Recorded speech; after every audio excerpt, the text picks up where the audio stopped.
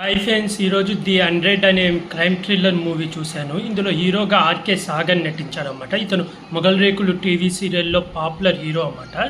ఇతని movie trailer Pawan Kalyan గారు release చేశారు. దాంతో ఈ మూవీ మీద కొంచెం బజ్ వచ్చింది. ఈ మూవీ జూలై 11న రిలీజ్ అయింది. నేను ఈరోజు చూశాను. ఈ మూవీ స్టోరీ లైన్ వచ్చి సాగర్ ఒక ఐపీఎస్ ఆఫీసర్గా జాయిన్ అవుతాడు. అయితే తను ఒక రూల్స్ పెట్టుకుంటాడు అన్నమాట. తను లైఫ్లో ఎప్పుడు ఎన్కౌంటర్ చేయకూడదు, గన్ను వాడకూడదు అని.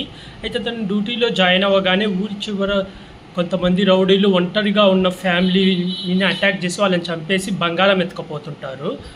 అలా ఆ కేసుని హీరో టేకప్ చేస్తాడన్నమాట. అలా ఆ కేసుని ఎంక్వైరీ చేసే టైంలో హీరోకి ఆరతి అని అమ్మాయి పరిచయం అయితే చూస్తాడు హీరోయిన్ని.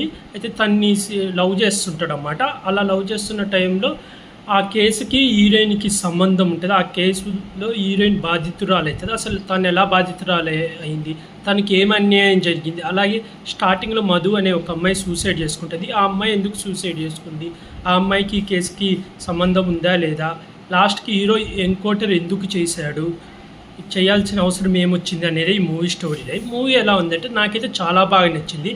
కాన్సెప్ట్ వైజ్ వచ్చి రొటీన్ కాన్సెప్టే. ఒక క్రైమ్ జరుగుతుంది, పోలీసులు ఎంక్వైరీ చేస్తుంటారు, ఒక తెలియని విలను. కానీ ఇందులో చూపించిన విధానం మాత్రం చాలా ట్విస్ట్లు అయితే వస్తాయి. స్టార్టింగ్లో కొంతమంది ముసుగులు వేసుకొని దొంగతనాలు చేస్తూ ఇంట్లో వాళ్ళని చంపేస్తుంటారు. అలా హీరోయిన్కి ఒక అన్యాయం జరుగుతుంది అన్నమాట. అలా ఎంక్వైరీ చేసి ఆ దొంగల్ని పట్టుకున్నాక వీళ్ళు కాదని తెలుస్తుంది. వాళ్ళు కాదని తెలిసినాక ఆ పర్సన్ ఎవరు అనేది తర్వాత ట్విస్ట్ అయితే లాస్ట్లో ట్విస్ట్ రివీల్ అయింది లాస్ట్ 30 నిమిషాలు. అదైతే చాలా బాగుంది. అలాగే విష్ణుప్రియ గారు నటించారు మధుగా. తను కూడా క్యారెక్టర్ చాలా బాగా యాక్ట్ చేసింది.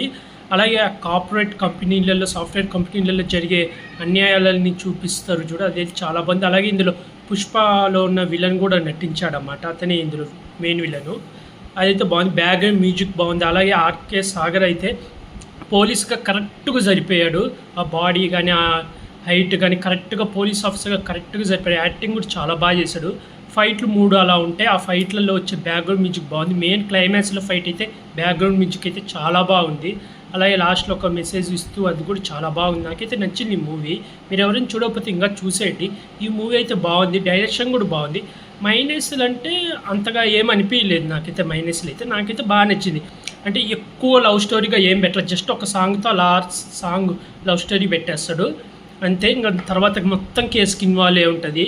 నాకైతే బాగా నచ్చింది. డైరెక్షన్ కూడా బాగుంది. ఈ మూవీకి రేటింగ్ వచ్చి 5కి 3 ఇస్తున్నాను ఫ్రెండ్స్. మీరు ఎవరైనా చూడకపోతే చూడండి. మెయిన్ క్రైమ్ థ్రిల్లర్స్ చూసే వాళ్ళకైతే ఈ మూవీ చాలా బాగా నచ్చుతుంది.